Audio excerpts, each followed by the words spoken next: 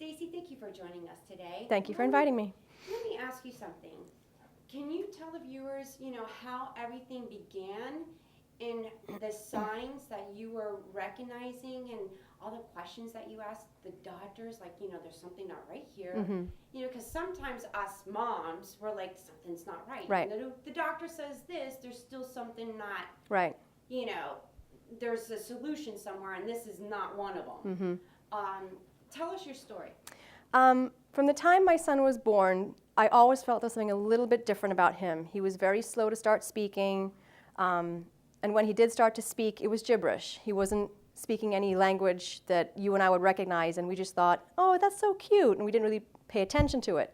As he got older, his behavior started to become worse and worse. He'd have tantrums for no reason, very obstinate, negative attention seeking, to the point where I started to realize this just isn't a normal child. This is something very different. I kept taking him to his pediatrician. His pediatrician kept saying, oh, he's a normal toddler. Toddlers do that. He's in the terrible 2s. He's in the terrible 3s, in the terrible 4s. So finally, when my son turned 8, I had a nephew at that point, and my nephew was actually diagnosed with autism. And my sister is the one who said, go and see my doctor. Let him take a look at Jacob. So I did. I took Jacob to my sister's doctor, and he interviewed my son. He talked to my son, and then he looked at me and he said, your son has Asperger's. And it's a tone inflection is the first thing he said. It's all in the way they talk. When my son talks to you, he doesn't talk in a normal tone of voice. It's very sing-song. He goes up and then he goes down, then he goes up and then he goes down. And it has a lot to do with social. Socially, my son is about 4 or 5 years old. Intellectually, he's about 18 or 19.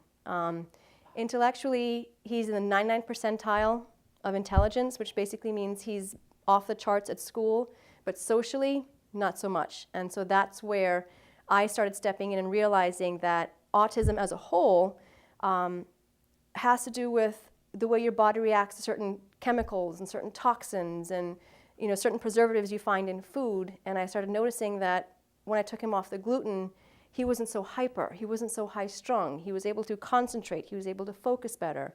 And so my journey continues with him. So how did you figure out it was the gluten? It was one of those things, trial and error. It was a lot of trial and error. Let's cut out the sugar. Okay, that isn't working. Let's cut this out. Okay, that isn't working. And believe it or not, once again, it was my sister who said, try the gluten-free. She said, my son is on it.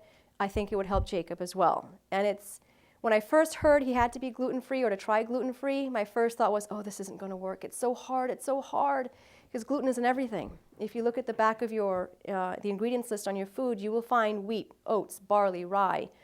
You find it's in everything. It's even in ketchup. Wow. So it was a struggle, but it was one I was determined that it was time. It was time to do it. He deserved better. He deserved to be happy. He deserved to feel good about himself. And so that's how I started it. And within the first week, I noticed a significant change.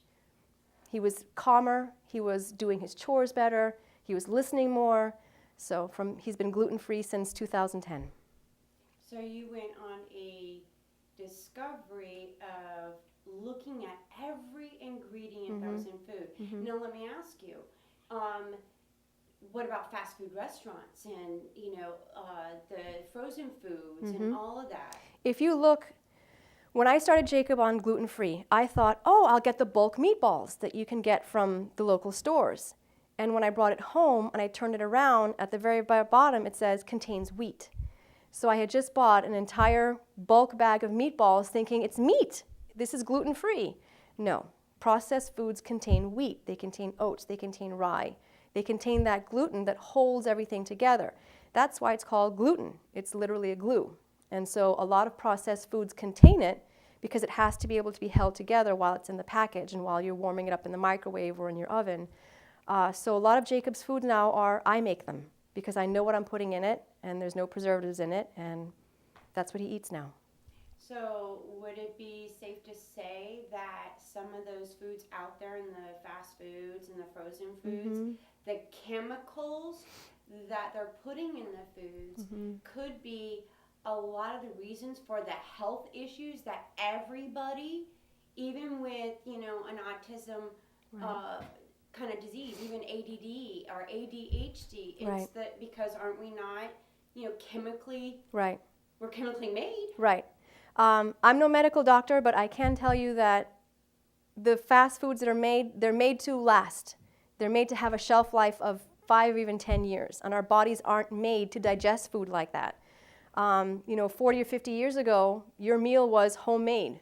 McDonald's was here and there. It wasn't prevalent like it is today. There was no such thing as stick it in the microwave. Everything was made fresh. And these days, everything is chemically processed.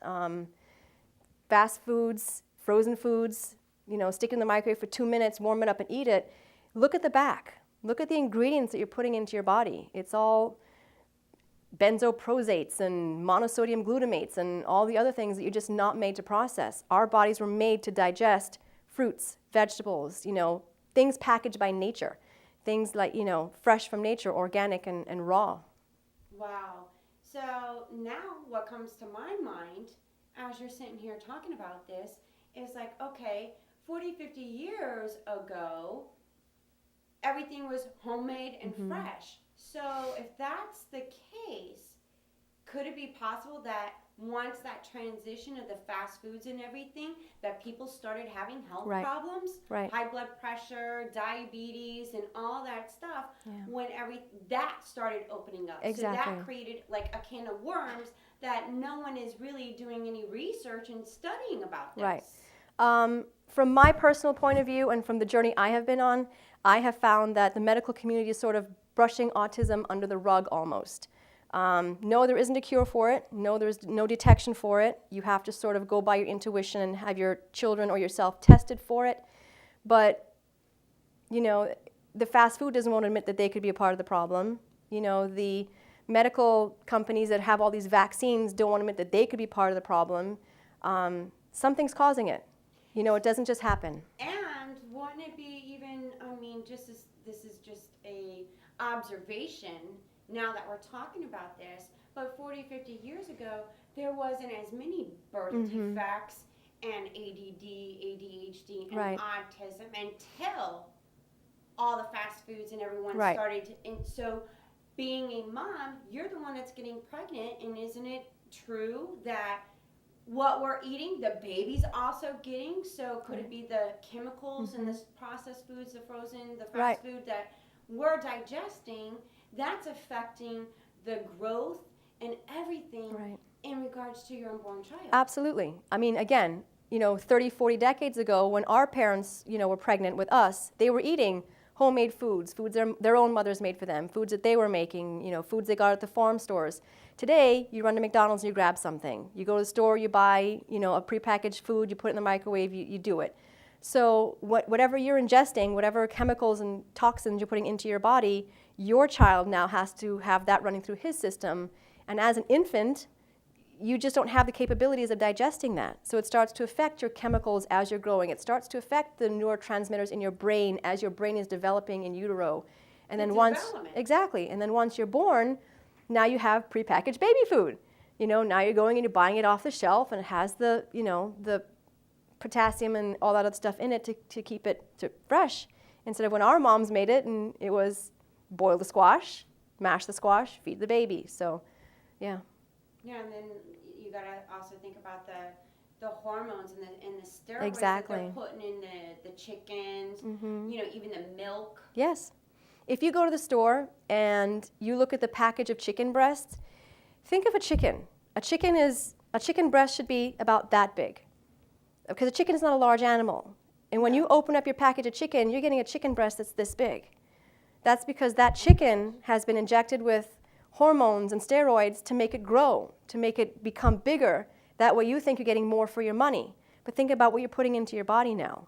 How much hormones did that animal that should be about this big get injected with to make it become this big? Wow. Same thing like muscle builders. Those muscle men who used to inject themselves with steroids to make their muscles get bigger. Same thing with animals. Cows are being injected with some steroids, chickens, even sheep, just to make everything appear bigger in the package for us to consume. Okay, and you know what? Hold on to that thought, Stacey, because I know you got more to share with us. We'll be right back